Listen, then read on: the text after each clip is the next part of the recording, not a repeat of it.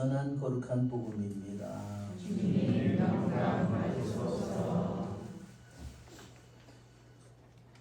그날 곧 주간 첫날 저녁이 되자 제자들은 유다인들이 두려워 문을 모두 잠가 놓고 있었다.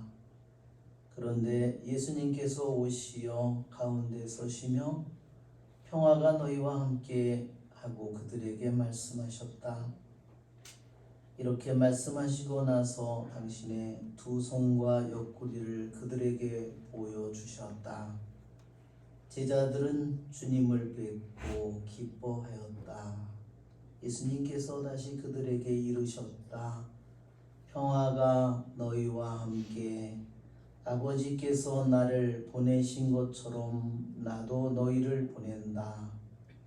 이렇게 이르시고 나서 그들에게 숨을 불어넣으며 말씀하셨다. 성령을 받아라. 너희가 누구의 죄든지 용서해 주면 그가 용서를 받을 것이고 그대로 두면 그대로 남아 있을 것이다. 12제자 가운데 하나로서 쌍둥이라고 불리는 토마스는 예수님께서 오셨을 때 그들과 함께 있지 않았다. 그래서 다른 제자들이 그에게 우리는 주님을 배웠소 하고 말하였다. 그러나 토마스는 그들에게 나는 그분의 손에 있는 못자국을 직접 보고 그 못자국에 내 손가락을 넣어보고 또 그분 옆구리에 내 손을 넣어보지 않고는 결코 믿지 못하겠소 하고 말하였다. 여드레 뒤에 제자들이 다시 집안에 모여 있었는데 토마스도 그들과 함께 있었다. 문이 다 잠겨 있었는데도 예수님께서 오시어 가운데 서시며 평화가 너희와 함께 하고 말씀하셨다. 그러고 나서 토마스에게 이르셨다.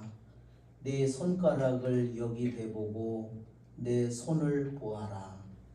내 손을 뻗어 내 옆구리에 넣어 보아라. 그리고 의심을 버리고 믿어라. 토마스가 예수님께 대답하였다. 저의 주님, 저의 하느님. 그러자 예수님께서 토마스에게 말씀하셨다. 너는 나를 보고서야 믿느냐? 보지 않고도 믿는 사람은 행복하다.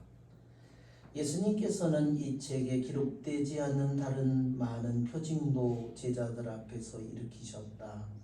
이것들을 기록한 목적은 예수님께서 메시아시며 하느님의 아드님이심을 여러분이 믿고 또 그렇게 믿어서 그분의 이름으로 생명을 얻게 하려는 것이다. 주님의 말씀입니다. 그리스도님 감사합니다. 예수님의 부활을 축하드립니다. 할렐루야, 할렐루야. 할렐루야, 할렐루야. 네.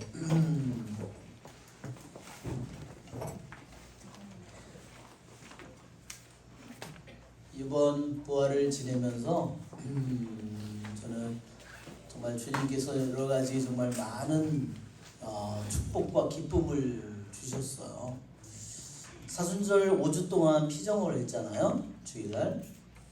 그 여섯째 주일은 성지주일이라 피정을 못했는데 여섯째 성지주일날 아침에 일어났는데 꿈을 꿨어요. 네. 꿈속에 보니까 제 방에요. 선물이 가득 차 있는 거예요. 포장된 선물이. 와, 그래서 주님께서 정말 이 사순절 피정을 한 그 선물을 이렇게 많이 저에게 주셨구나. 정말 너무너무 일어났는데 너무너무 기분이 이루 말할 수 없이 행복했어요.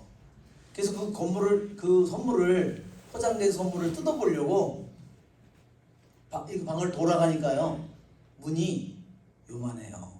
들어갈 수가 없는 거예요. 그것은 내가 하늘나라에 가서 봐야 할 거구나. 그런 생각이 들었습니다. 또 일주일이 지나서 부활의 아침에 새벽에 제가 일어나면서 또 꿈을 꿨는데 꿈을 꾼 게 아니라 일어났는데 아침에 무릎을 꿇고 제가 방에서 기도를 하는데 기도가 되지가 않는 거예요. 너무너무 기뻐가지고요. 찬미의 노래만 계속해서 너무너무 찬미의 소리가 속에서 터져나와가지고 기도를 할 수 없을 정도였습니다. 그러면서 시간을 30분이나 몇 번 했습니다. 할렐루야. 정말 우리 이 안에서 여러분 안에서 마음에 여러분 안에 꼽힌 거야. 여러분 한 사람 한 사람 안에서 꼽힌 것이야. 이루 말할 수 없겠죠. 우리들은 다 그것을 알지 못합니다. 그 선물이 포장되어 있고 볼 수 없었던 것처럼 여러분이 이 사순절을 통해서 여러분이 기도하고 여러분이 바친 이 모든 일들은 주님 안에서 정말 넘치도록 열매를 맺었으리라고 저는 믿습니다. 네.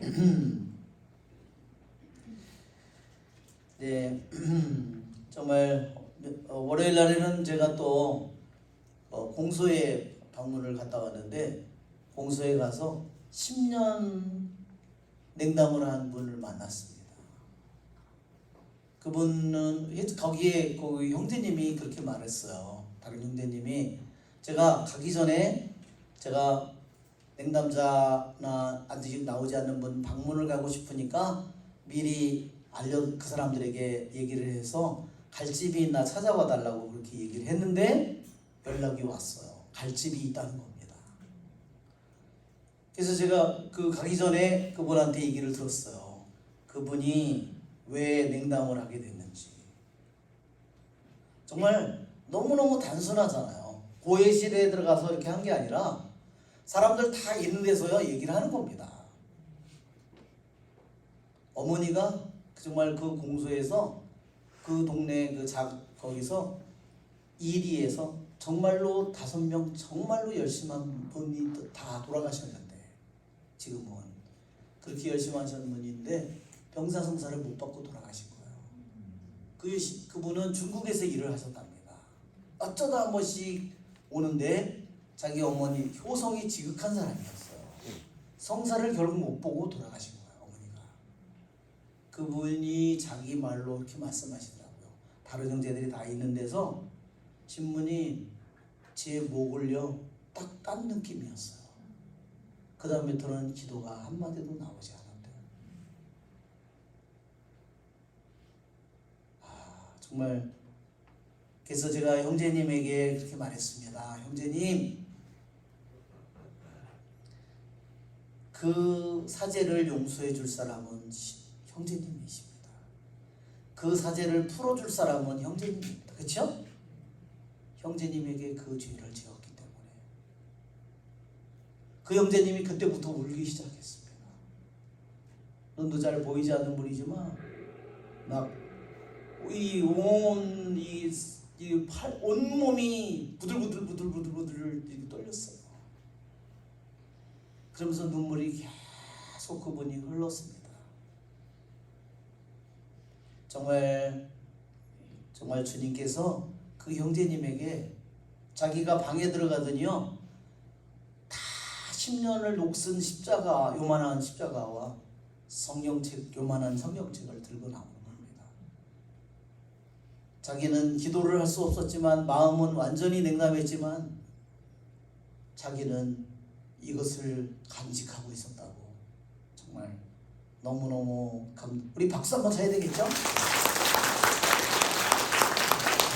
그래서 그날 새로운 미사에 오신 그분하고 또 새로운 분 오시고 또 한 분은 왔다가 기다리다가 먼저 가셨어요. 새로운 분들이 그래서 정말 계속해서 새로운 거기에 있는 냉담자들이 계속해서 이게 마음을 열고 찾아오고 있습니다. 이 부활의 시기에 너무너무 기쁜 일이죠, 여러분? 네, 우리는 부활의 이 시기에 오늘이 부활의 8부 축제 중에 오늘이 말하자면 내일 주일로 따지면 제 8일째입니다. 왜 우리는 성탄 축제를 8일 동안을 지내고 왜 부활의 축제를 8일 동안 지낼까? 왜 8일 동안 지낼까요, 여러분? 그것은 이 축제가 너무너무 기쁘게, 성탄의 축제가 더 기쁠까요, 여러분? 부활의 축제가 더 기쁠까요? 부활의 축제가 더 기쁜 축제입니다. 우리 시편에 말씀하시듯이 천사들보다는 못하게 만드셨어도 영광과 존귀의 관을 씌워주셨나이다. 그랬죠? 우리가 창조된 것으로 보면 천사들보다는 못하지만 우리에게 예수님께서 가져오신 은총으로 보면 천사들과 비교할 수 없을 만한 은총을 우리에게 받은 거예요. 아멘? 왜냐하면 예수님께서 영원으로부터 계신 말씀이요 로고스이신 분께서 천사가 되어 온 것이 아니라 인간의 몸을 가지고 오셨잖아요. 그래서 우리들 자신이 인간이면서 인성을 지닌 인간이면서도 하느님의 신성을 입도록 우리들을 영광과 존귀의 관을 씌워주신 겁니다. 박수 한번 쳐야 되겠죠?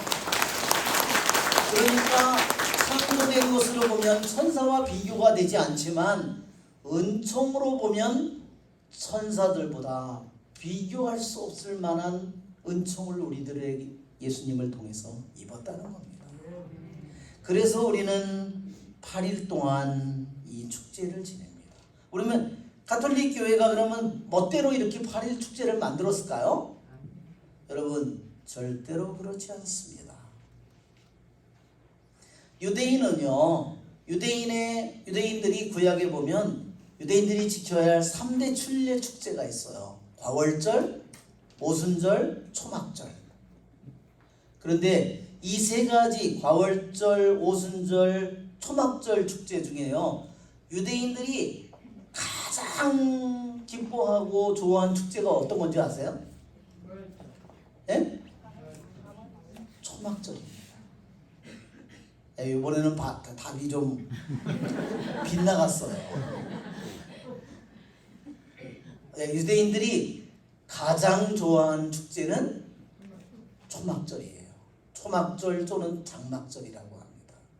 그런데 그 초막절을 며칠 동안 지냈냐면요, 그들이 너무 기뻐서 그날을 며칠 동안? 8일 동안 지냈어요. 그래서 우리는 가톨릭 교회도 이 부활의 축제를 이 축제를 8일 동안 지내는 건요, 부활의 축제를 단 하루 지내는 것이 아니라 그 다음 날도 부활 대축제처럼, 그 다음 날도 부활 대축제, 그 다음 날도 수요일도 목요일, 금요일, 토요일, 다음 주일 매일 부활 대축제와 똑같은 기쁨으로 그것을 지내기 위해서입니다. 아시겠죠? 네. 그래서 초대교회에서는 어떻게 했냐면요, 새 영세자들에게 부활 축일날 세례를 줬고요, 그날 하얀 옷을 입혀줬습니다. 그 사람들이요, 그 옷을 며칠 동안 입었느냐, 며칠 동안 입었을 것 같아요? 8일 동안 계속 입고 있었어요. 잘 때는 물론 벗었겠지만, 잘 때는 입으면 다 구겨지니까 8일 동안 그 사람들이 그 옷을 입었어요. 한번 여러분 생각해 보세요. 내가 로마의 황제의 경호병인데 내가 그걸 할 수 있어요? 못해요. 내가 그 일을 그만두지 않으면 절대로 예수님 순환과 부활에 통해서 세례를 받고 그 옷을 일주일 동안 입을 수가 없는 겁니다. 얼마나 대단한 은총이요 축복인지. 그래서 8일째 되는 날 어떻게 했냐면요, 8일째 되는 날 그 옷을 벗은 거예요. 8일 동안 그 옷을 입었습니다. 어떻게 했느냐면 새로 영세받은 사람은 초대교회에서 그 사람들이 우리는 초대교회 오늘 복음에서 서관에서 듣지만 가톨릭 교회에서 로마에서 어떻게 했냐면 그들은 로마에 있는 매일 다른 성당에 참여했습니다. 하얀 옷을 입고. 오늘 답동성당에 갔으면 그 다음 날은 뭐 도화동 성당 이런 식으로 새로 영세받은 사람들은 모두 하얀 옷을 입고 매일 로마에 있는 다른 성당에 갔고 거기서 영성체를 했습니다. 그리고 저녁이 되면 그들은 모두 라테란에 있는 성요한 성당에서 저녁 성모일도를 바쳤습니다. 자, 이렇게 우리 종교 자유가 주어지고 이렇게 그들이 8일 동안 세례의 옷을 입고 그들이 했다고 그랬는데 초막절을 8일 동안 지냈다고 그랬어요. 레위기 9장 1절에 보면 나옵니다. 여기 레위기 9장 1절은 뭐냐면요. 사제직을 모세가 아론과 아론의 아들들을 모두 사제로 성별했어요. 사제로 임명을 하고 축성을 해주는 모든 예식을 일주일 동안 거행한 다음에요. 사제 성품식이 7일 걸린 거예요. 그리고 8일째 되는 날 사제로서 처음 일을 시작하게 됐어요. 사제직의 일을 8일째부터 시작하게 된 겁니다. 왜 8일째 했을까? 유대인들이 이렇게 랍비들이 말합니다. 제8일이라는 것은 뭐냐? 옥타브, 8부 축제를 서양 말로는 옥타브라고 해요. 옥타브라는 말은요, 8이라는 뜻입니다. 8이라는 숫자는 하느님이 세상을 창조할 때 첫날, 둘째 날, 셋째 날, 넷째 날, 다섯째 날, 여섯째 날. 그렇죠? 왜냐면 창세기에는요. 첫날이 월요일, 화요일 이렇게 안 돼 있어요. 창세기 1장에 뭐라고 돼 있어요? 하루가 지났다. 또 하루가 지났다. 하루 이렇게 나옵니다. 그러면 여섯째 날이 지나고 인간을 만든 게 여섯째 날이고 일곱째 날이 안식일이에요. 그러면 다시 또 첫째 날, 둘째 날 이렇게 다시 돌아가는데 그러면 제8일이라는 것은 무엇이냐? 이것은 옛날의 기간이 이제 완전히 종료되었습니다. 제8일이라는 의미는 그래서 예수님께서 부활하신 다음에 그 다음 주간에 바로 주간 첫날이 제8일째예요. 즉 제8일이라는 것은 옛날의 모든 시간들이 완전히 종료되었고 8일 그것을 통해서 새로 그냥 월요일이 아니라 일요일이 아니라 이제 완전히 새로운 시작이 이루어졌다는 뜻입니다. 그러니까 8부 축제의 오늘 내일 축제를 주일 부활 8부 축제는요. 끝이 아니라 어떤 거예요? 영원한 새로운 시간의 시작이에요. 무슨 시작? 부활의 예수님의 생명의 영원한 시작이에요. 끝나지 않는 겁니다. 이미 우리들 안에 영원한 생명과 구원이 시작된 것입니다. 여러분, 예수님은 우리에게 당신의 부활의 모습을 보여주지 않았죠? 여러분, 왜 보여주지 않을까요? 열려진 무덤만을 보여줬습니다. 여러분, 부활하신 예수님께서 평화가 여러분과 함께 이렇게 말하죠? 어떤 평화일까요, 여러분?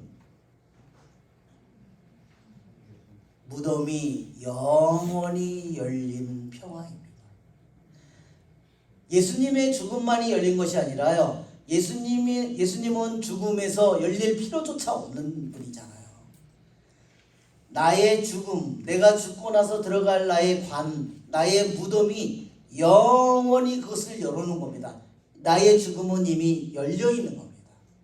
아멘. 아멘. 그것이 주님께서 우리에게 부활하신 예수님께서 평화가 너희와 함께 하는 인사의 뜻입니다. 너의 죽음, 너의 관, 너의 무덤, 이미 나의 죽음, 나의 관, 나의 무덤을 통하여 나의 수위를 통해서 영원히 열렸다는 겁니다. 아멘.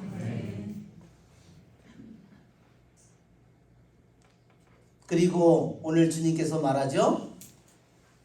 숨을 내쉬시면서 뭐라 그러죠? 성령을 받아라. 그러면서 뭐라 그래요?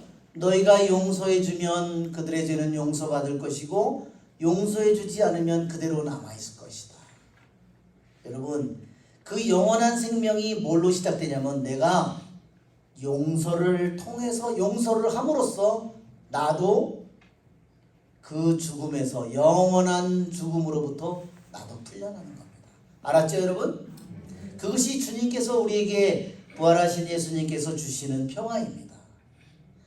죄와 죽음으로부터 이미 우리들의 인생은 예수님의 죽음과 부활을 통하여 이미 무덤은 열려있고 죽음도 열려있고 우리들의 죄는 용서받았고 우리들의 영원한 생명은 시작되었음을 주님께서 알리는 말씀이 평화가 너희와 함께 하는 말씀입니다.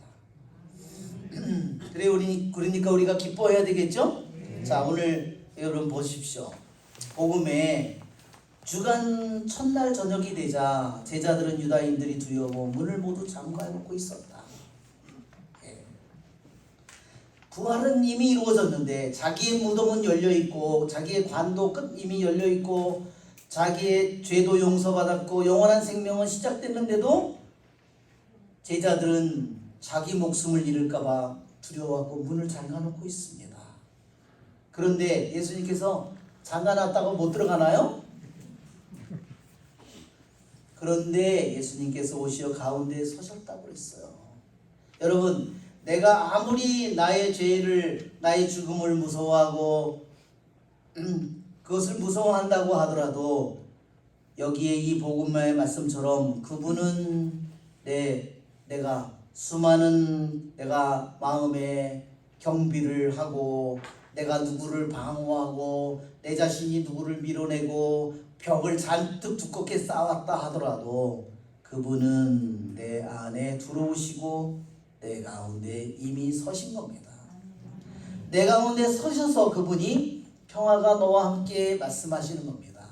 여러분, 내 안에 그분은 이미 들어오셔서 나 안에 평화를 빌어주고 있습니다. 여러분, 어떻게 해야 될까요? 그분 이렇게 말씀하시고 나서 당신의 두 손과 옆구리를 그들에게 보여주셨다. 여러분, 그러니까 이 부활의 시기에 우리는 그분의 구멍 뚫린 그분의 손과 그분의 찢어진 옆구리와 구멍 뚫린 그분의 발을 우리들이 바라보고 그것을 만져야 돼요. 그래야 제자들은 주님을 뵙고 기뻐하였다. 그 여러분도 그렇게 해야 기뻐할 거 아니에요. 그건 2000년 전에 일어난 일이라고 여러분이 계속 믿고 있을 때 여러분은 주님은 여러분을 우리를 위해서 부활하셨고 무덤을 여셨고 관을 여셨고 수위를 다 풀어헤치고 다 그분은 부활하셨는데 나는 그것을 미래의 일로만 알고 있다면 얼마나 슬픈 이야기야. 여러분 아시겠죠? 그것을 미래의 일로만 알고 있다면 나는 주님과 함께 기뻐할 수 없을 겁니다.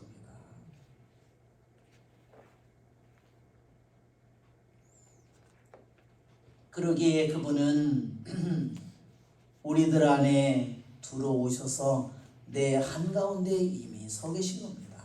여러분 기뻐하십시오. 부활의 주님이 주시는 평화를 여러분 기뻐하십시오.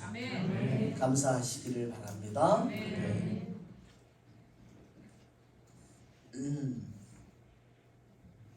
예, 우리는 복음을 통해서 계속 제자들은 예수님의 부활을 받아들이지 못하고 믿지 못하고 있죠? 그렇죠? 계속해서.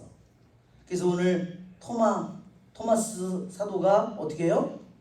나는 내 눈으로 직접 보고 내 손가락을 구멍 뚫린 거기다 넣어보고 내 손을 옆구리에 넣어보지 않고는 못 믿겠다고 그랬어요. 예, 토마스는 성격이 어떤 것 같아요? 아주 지랄 같은 성격이죠. 예, 그렇죠? 예, 좀 너그러운 성격은 아닌 것 같아요. 예. 그렇지만 한편으로 생각해 보면요, 토마스는 자신의 동료들을 통해서 그 부활에 대한 얘기를 듣고 나타나신 이야기를 듣고 그 말만 듣고도 보지 않고도 주님을 믿도록 초대받았던 사람이에요. 알았죠? 우리들 모두처럼 마찬가지입니다.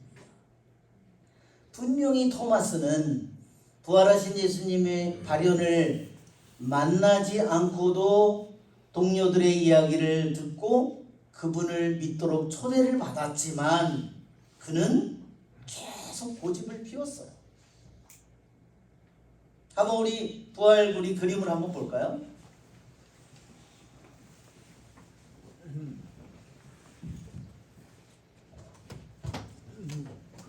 네.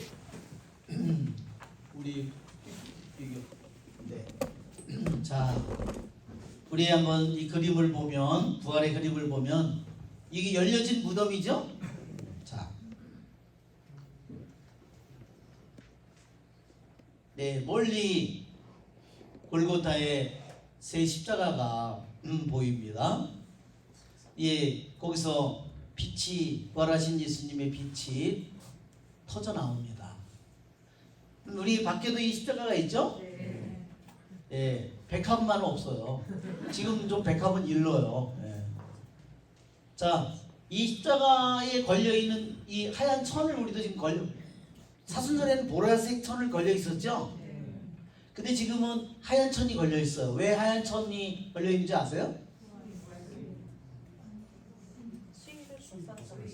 예, 여기에 보면요, 앞으로 그림을 가보면 수의가 빈 무덤이 열려 있고 수의가 흩어져 있죠? 바로 이 수의예요. 예수님의 시신을 감았던 수의가 지금 여기에 걸려 있는 거예요. 그러니까 앞으로 여러분들이 십자가에다가 저거를 걸어놓은 것이 예수님의 죽음을 시신을 감았던 수의 예수님의 죽음을 의미하기도 하고 이제는 더 이상 그분을 묶어놓을 수 없는 그분은 부활하신 예수님을 의미하는 또한 수이기도 합니다. 이를 보면 여러분이 그것을 기억하면 좋겠습니다. 그분이 부활하신 그런 모습을 많은 화가들이 그렸습니다. 아마 여기를 보면 예수님의 부활의 빛에 아마 눈이 멀은 것 같아요. 이 군인이 이것은 예수님이 승리의 십자가, 승리의 깃발을 들고 계십니다. 이 승리의 깃발은 누구에게 주는 깃발이죠? 여러분, 우리 한 사람 한 사람에게 주는 깃발입니다. 부활의 그분에게서 그분의 영원한 빛, 창조되지 않는 빛이 온 세상으로 퍼져나가고 있습니다. 예, 여기는 경비병 군인들이 기절해 있는 그런 모습이 있고 천사들의 모습이 있고 그렇죠? 예, 또 이거는 죽어 있는 고성소에 있는 영혼들의 모습이 부활하신 예수님의 통해서 되살아나는 모습을 보여줍니다. 자, 영광의 빛으로 가득한 주님의 모습을 보여줍니다. 네, 무덤에서 울고 있는 마리아 막달레나의 모습, 여인들이 달려가고 있는 중에 만나고 이제 막달라 마리아가 누가 주님을 어디다 가져갔다고 그래서 사도 요한과 베드로가 뛰어가고 있죠. 이거는 엠마오로 가는 제자 다음 주일날 복음입니다. 클레오파와 그렇죠? 거기 엠마오에 가서 빵을 나눌 때 그분을 알아보게 되는 이야기입니다. 여기에 토마가 손가락을 이렇게 넣어가지고 이렇게 확인하고 있는 그런 모습이에요. 그런 다음에 어떻게 됐죠? 나의 주님, 나의 하느님 그렇게 고백하죠. 이건 고기잡이를 나간 제자들. 그리고 베드로 사도는 물로 뛰어들잖아요. 옷을 두르고 겉옷을 두르고. 네.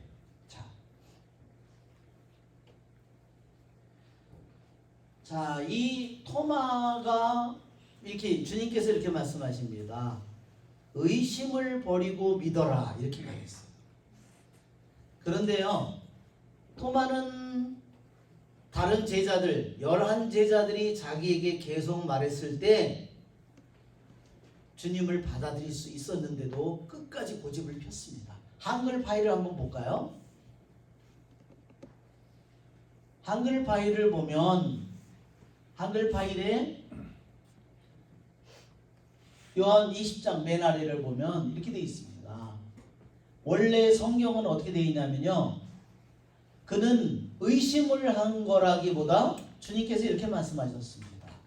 그 성경에 밑으로 이게 거기에 여기 지금 지나고 다시 올라가 여기 까이메 기누 이렇게 되어 있습니다. 그 다음에 조금만 더 올라가 주세요. 아니 아피스토스 알라 피스토스 이렇게 되어 있습니다. 여기에 뭐냐면 의심을 버리고 이가 아니라 안 믿으려고 하지 말고 아피스토스가 아니라 피스토스 하라. 뭐만 차이가 있냐면요, 아자만 붙은 거예요. 즉 의심을 하는 게 아니라요, 토마는 안 믿으려고 하는 거예요. 믿으려고 해야 되는데, 여러분 우리들도 마음이요 두 가지 방향으로 갑니다. 어떤 때는 우리들의 마음이 긍정의 방향으로 갈 수도 있고 부정의 방향으로 갈 수도 있죠. 그겁니다. 내가 우리들의 에너지와 마음과 내 생각과 모든 것을 쓰는데, 힘을 쓰는데 안 믿는 쪽으로 갈 수도 있고요, 믿는 쪽으로도 갈 수 있어요. 그런데 토마스는 계속해서 안 믿는 쪽으로 자기의 마음을 쓰는 겁니다. 그래서 주님께서 토마에게 한 이 말은 우리들도 깊이 생각해 봐야 될 말이에요.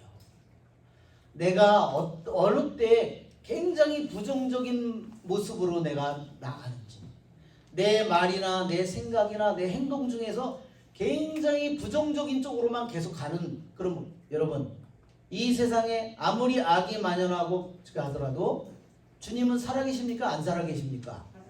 살아계시죠. 어디에 살아계시나요? 가장 확실한 것은 내 안에 살아계시죠. 성교 안에 살아계시죠. 그렇죠? 성사 안에 살아계시죠. 말씀 안에 살아계시죠. 분명히 하느님은 살아계신데 모든 게 부정적이야. 그것은 잘못된 겁니다. 자신의 안에 나의 부정적인 모든 생각을 그분은 지켜보시겠죠? 왜? 당신은 내 안에 계신데 나는 계속 부정적이야. 그렇죠? 그것은 잘못된 겁니다. 내가 내 안에 계신 주님, 말씀 속에 살아계신 주님, 온 우주를 만드신 하느님, 모든 것을 아시는 주님, 현존하시는 그분의 얼굴을 내가 바라보는 것을 잃어버릴 때 나의 생각과 모든 나의 눈은, 행동은, 사고방식은 금방 부정적인 것으로 변해버리고 맙니다. 여러분 아시겠죠? 여러분 우리가 토마스에게 주신 말씀처럼 안 믿으려고 하지 말고 여러분 믿으려는 마음을 가지면 여러분 주님의 축복을 더 쉽게 받게 될 것입니다.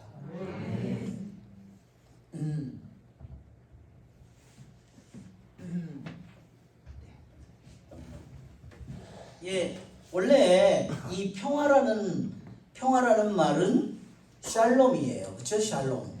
그렇죠? 샬롬. 그리고 예루살렘도 샬롬이 거기에 들어가 있어요. 살렘이 들어갑니다. 샬롬이라는 말에 한번 한글 파일로 한번 보여주세요. 어디로 갔나? 여기에 있어. 어디에? 이거 말고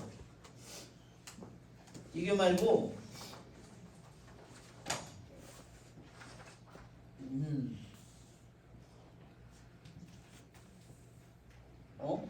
안 집어넣나 보다.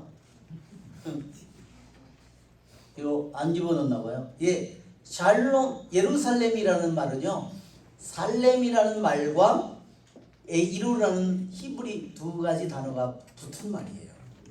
그것은 무슨 뜻이냐면요, 샬렘은 샬렘 이게 평화는 무슨 뜻이냐면 어원이 원래의 뜻은 뭐냐면요,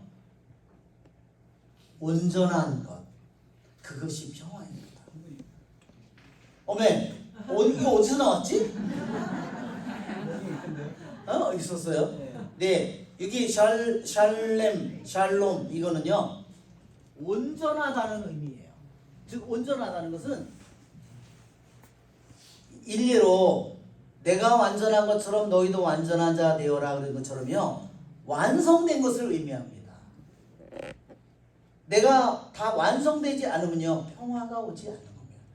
하느님께서 나에게 준 본래의 뜻과 계획이 모두 내 안에서 완성이 되었을 때 거기에 평화가 오는 겁니다. 자, 이 평화를 가져다 주는 분은 누구예요? 예수님이에요. 내가 아닙니다.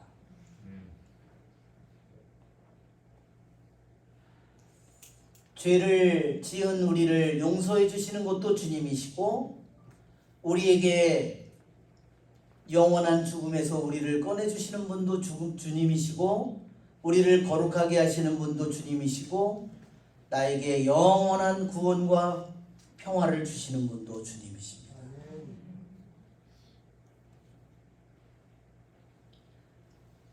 그러기에 우리는 이 사순절의 이 시기가, 부활절의 이 시기가 50일 동안 계속됩니다. 여러분 아시죠? 그래서 여러분 이 오순절 달력 보셨죠? 오순절 달력.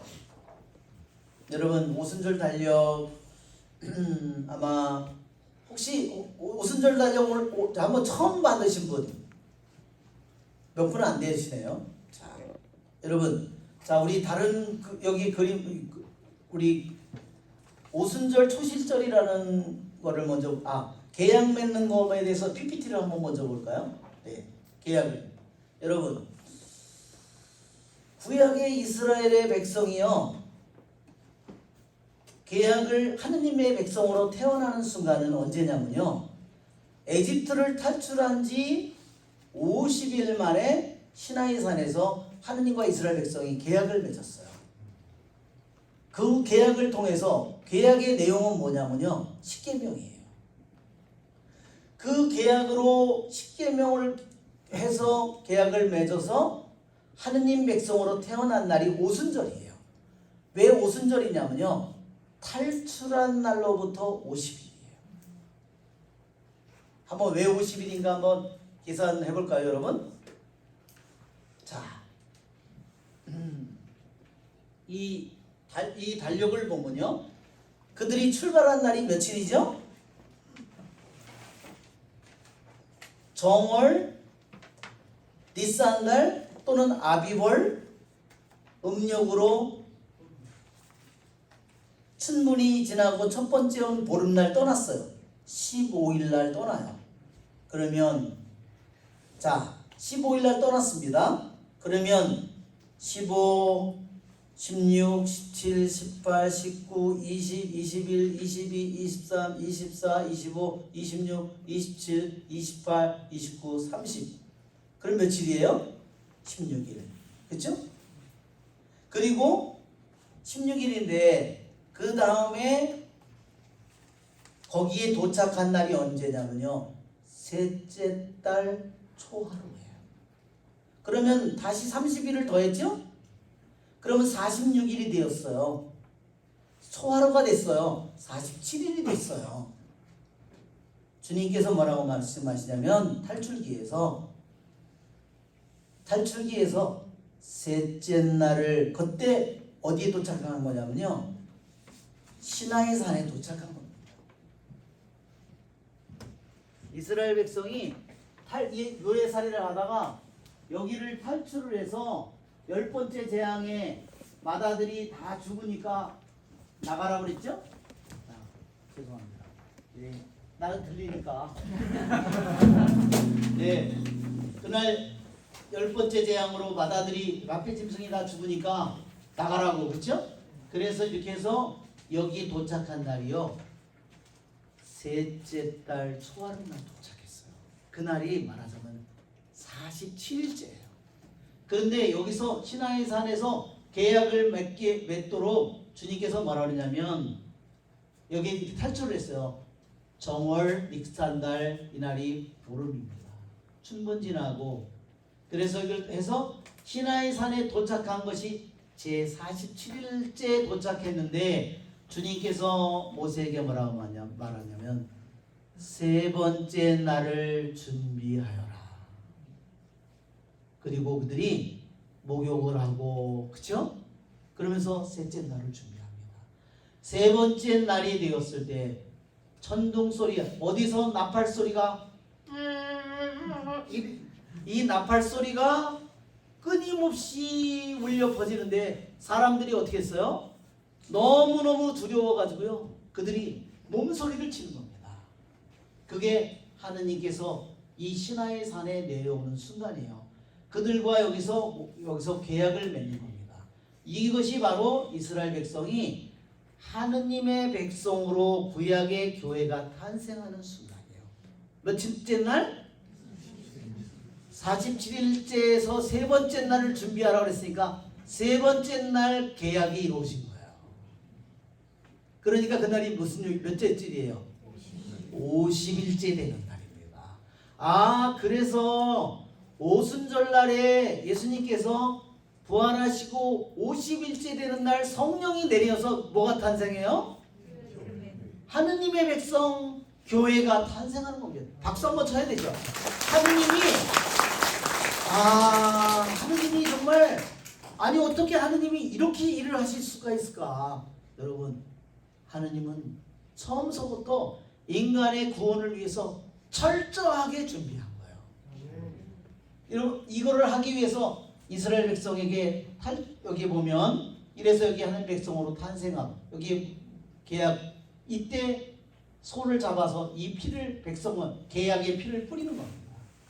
그래서 봄에 니산달 봄축제, 과월절, 무교절, 누룩을 넣지 않은 빵, 첫 열매를 바치는 날, 여러분 첫 열매가 뭐냐면요, 예수 그리스도의 부활입니다. 바로 예수 그리스도는 고린토전서 15장 20절 죽은 이들 가운데 만물이 되셨습니다. 우리는 번역할 때 만물이라고 했는데 그게 뭐냐면 첫 열매이십니다. 예수님께서 죽은 이들 가운데 첫 열매입니다. 그 첫 열매라는 말의 뜻은 뭘까? 고린토전서 15장 우리가 한번 볼까요? 고린토전서 15장, 아까 여기에 두 가지 말씀이 있는데, 한글 파일인데, 한글 파일이에요.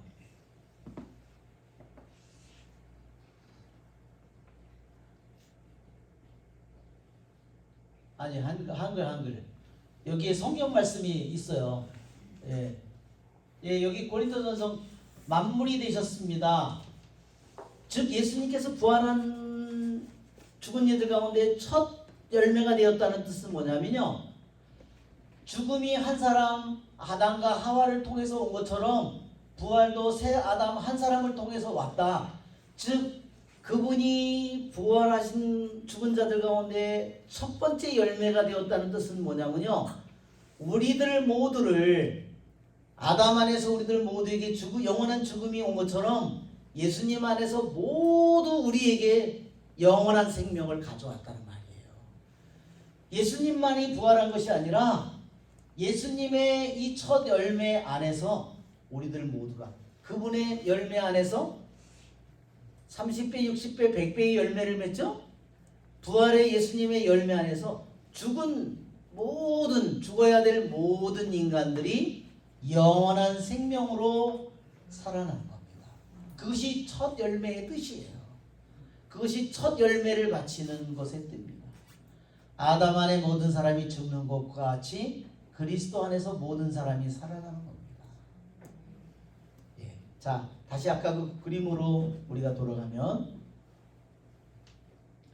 자, 탈출기 23장 지금 한글 파일 지금 한번 그걸 지금 다시 돌아가야 돼. 한글 그 내용으로. 자, 조금 전에 한글 거기로 돌아갑시다. 자, 지금 여기에 보면요, 과월절, 무교절, 첫 열매가요, 예수님께서 십자가에서 죽으시고 이 무교절 빵, 아무 죄도 없는, 흠도 티도 없는 그분의 예수님, 이 첫 열매 부활, 죽음 부활, 이 모든 것들이요 예수님 안에서 그대로 이루어진 겁니다. 봄 축제가 그대로 이루어진 거고요. 오순절 축제가 성령이 내림으로써 오순절 축제가 그대로 이루어진 거예요. 이제 우리가 남은 건 무슨 축제만 남았냐면요, 초막절 축제만 남았습니다. 초막은 어떤 거냐면요, 이제 우리가 영원한 하늘나라로, 그 나라에 영원한 소막으로, 장막으로 들어가는 그것만이 남은 거예요. 우리 여러분, 주님께서 왜 이 축제를 지내라고 했는지 여러분 아시겠죠? 자, 이게 어디에 나오냐면, 자, 한글 파일로 돌아가 볼까요? 그러면 조금 전에 들어갔던 한글 파일로, 자, 위로 올라가 봅시다. 위로, 여기에 위로, 여기에 위, 아니 더 아래, 더 아래로, 더 위로, 더, 예, 더 아니, 예, 여기 보세요. 조금 더 올라갔어. 예. 자, 여기 보면 이게 레위기 23장이에요. 이스라엘의 자손들이 이렇게 축제를 지내라 그랬는데요. 1절, 2절에 뭐냐면, 주님께서 모세에게 이르셨다. 너는 이스라엘 자손들에게 일러라. 그들에게 이렇게 말하여라. 너희가 거룩한 모임을 소집해야 하는 주님의 축일은 이러하다. 거룩한 모임을요, 히브리어는 미크라라고 합니다. 미크라라는 말은, 저거를요, 거룩한 모임이라는 미크라는 히브리의 본래의 의미는 뭐냐면요, 모든 의상을 다 입고 그 일이 실제로 일어나는 것처럼 모든 것을 다 입고요, 총 연습을 하는 겁니다. 우리 연극을 하면, 말하자면 그것을 그 배우들이 연극을 하기 위해서, 공연하기 위해서 완전한 모든 복장을 다, 음악이고 뭐이고 복장이고 모든 것을 분장을 하고 총연습을 하는 것처럼요, 우리가 하느님께서 이스라엘 백성에게 과월절이라는 것을 축제를 지내는데, 그것은 거룩한 모임 미크라인데 완전히 실제처럼 그 모든 것을 거행하는 거예요. 그렇게 1500년을 거행하고 나서 예수님이 오신 거예요. 그렇게 총연습을 끊임없이 과월절을 거행한 그 날에 문에 피를 바르고 양을 잡고 도살하고 양의 피를 바르고 그 거룩한 빵을 먹고 포도주를 마시고 이 모든 일을 1500년을 한 다음에 예수님의 피를 통해서 우리들이 구원을 받는 겁니다. 여러분, 하느님께 박수 쳐야 되겠죠, 여러분? 그리고요, 이게 미크라, 거룩한 모임의 본래 말, 히브리 말은 미크라인데, 미크라는 총연습이다. 그 다음에 두 번째로, 주님의 축일은 뭐냐면 히브리 말로 모에드예요. 모에드라는 말은 무슨 말이냐면요, 정해진 시간이에요. 자, 그러면 안식일은 어떻게 정해져 있죠? 일주일에 한 번씩 오잖아요. 정해져 있죠? 파스카 축제 언제 정해져 있죠? 파스카 축제 어떻게 정해져 있냐? 모에드, 축일이라는 말은 히브리 말로 정해진 시간이에요. 정해진 때, 언제 정해졌냐? 첫째 달 연나흘 저녁에 어스름에 파스카 축제를 지켜야 된다. 정해졌어요? 안 정해졌어요? 시간이 딱 정해져 있습니다. 언제죠? 우주에 정해져 있어요. 한번 생각해 보세요. 아까 그랬죠? 이때가 아비볼, 이달을 한 해의 첫 달로 삼아라. 겨울은 밤이 길죠? 점점 밤이 짧아지죠? 춘분이 오면 낮과 밤의 길이가 똑같죠. 우주에 써 있는 거예요. 봄, 낮 길이와 밤 길이가 똑같은. 가을 초막절은 가을의 추분, 봄 길이와 낮 길이가 똑같은 시간. 그렇게 정해져 있는 겁니다. 여러분 어때요?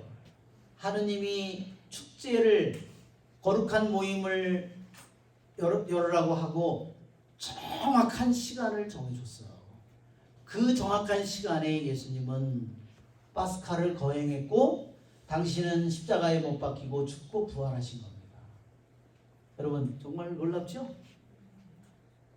이처럼 전례가 우리들이 그냥 임의로 예식을 거행하는 것이 아니라 하느님께서 정확한 시간을 이 우주에 이미 태양을 도는 이 지구, 그렇죠? 이 지구가요 완전히 동그랗게 도는 게 아니라 타원형으로 돌아요. 이렇게, 그렇죠? 이것이 바로 춘분이 이 하늘 우주 속에 우리들이 하느님께서 거행해야 되는 구원의 이 축제가 우주 속에 이미 시간 속에 정해져 있다는 겁니다. 하느님께서 그렇게 정했어요. 정말 놀랍죠? 그러니까 정말 우리들 자신이 부활 축제를 왜 이 시기에 왜 이것을 지내야 되는가? 이것은 예수님께서 이미 정확하게 모에드가 무슨 뜻이라고요? 정해진 시간. 하느님께서 정해진 시간, 그렇죠? 정해진 시간, 춘분이 지나고서 나오는 첫 번째 보름, 그렇죠? 예. 그 보름이니까 어때요? 전등이 없어도요, 그들이 달이 너무 환해서 길을 다 찾아갈 수 있는 거예요. 그리고 정확하게 언제? 아비벌 또는 니스한달 열나흘날 저녁이니까 15일이에요. 그리고 어때요? 해가 떨어지는 순간 어스름해. 이렇게 정확하게 하느님께서 정해놓으셨어요.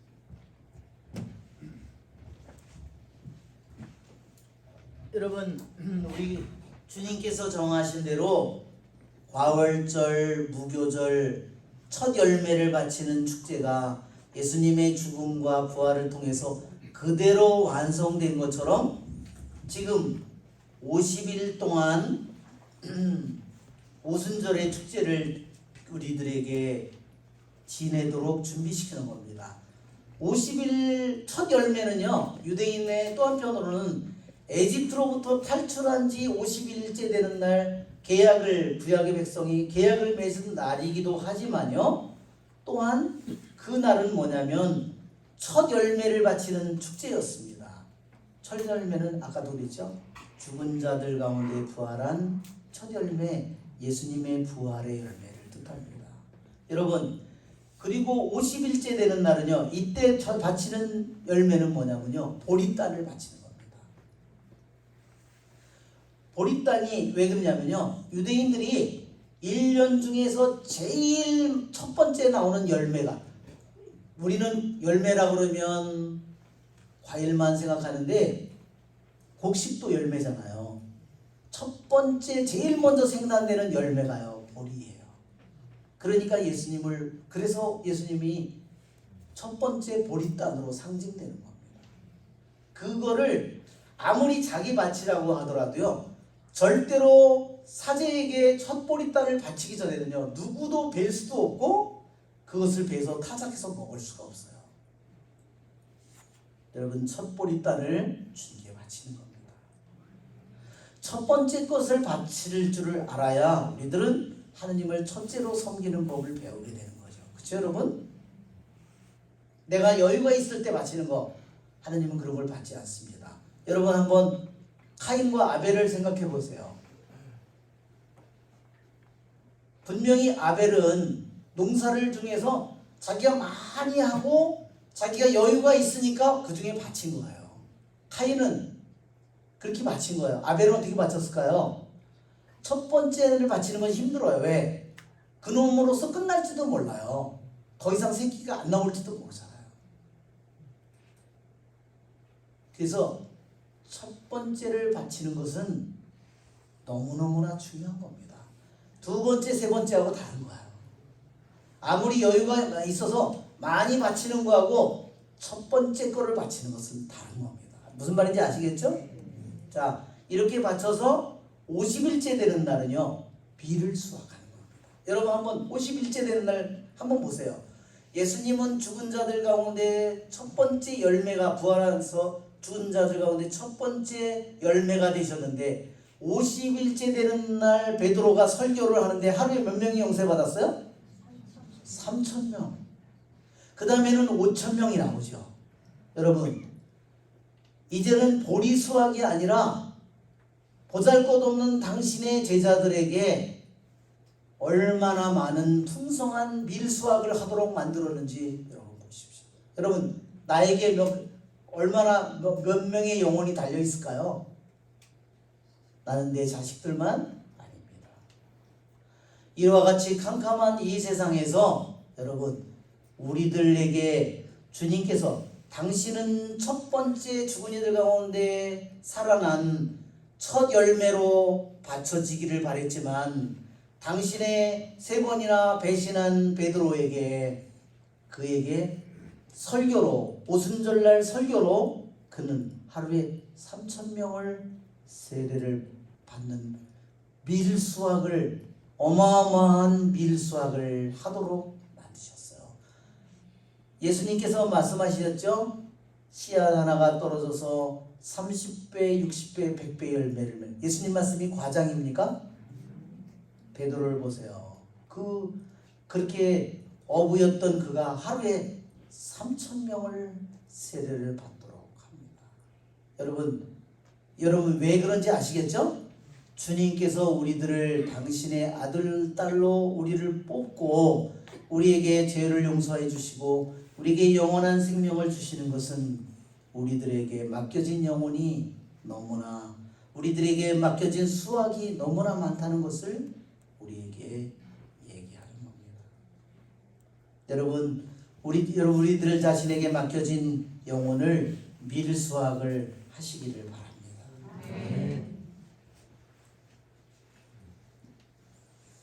내가 능력이 있어서가 아니라 주님께서는 가장 보잘것없는 사람을 통해서 가장 미약한 사람을 통해서 당신의 가장 커다란 능력을 드러내십니다. 아멘.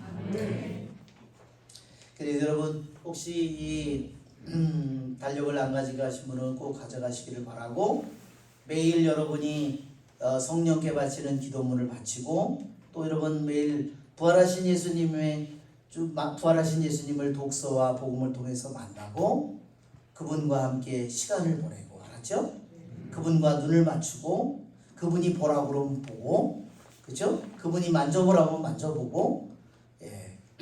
그물을 던지라고 하면 그물을 던지고 여러분 그래서 여러분이 성령을 새로이 또 맞이하는 그러한 오순절이 되시기를 빕니다.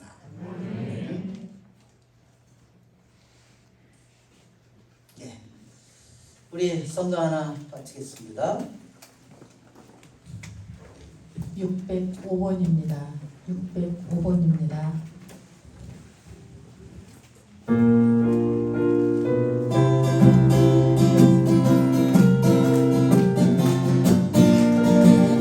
나 주의 믿음 갖고 홀로 걸어도 나 주의 믿음 갖고 노래 부르네 폭풍 물은 몰아치고 하늘 덮여도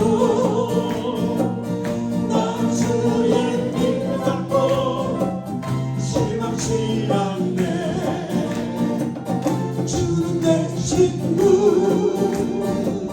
절실한 친구 세상 끝까지 주를 믿으리 폭풍 구름 몰아치고 하늘 덮여도 난 주의 믿음 갖고 실망치 않네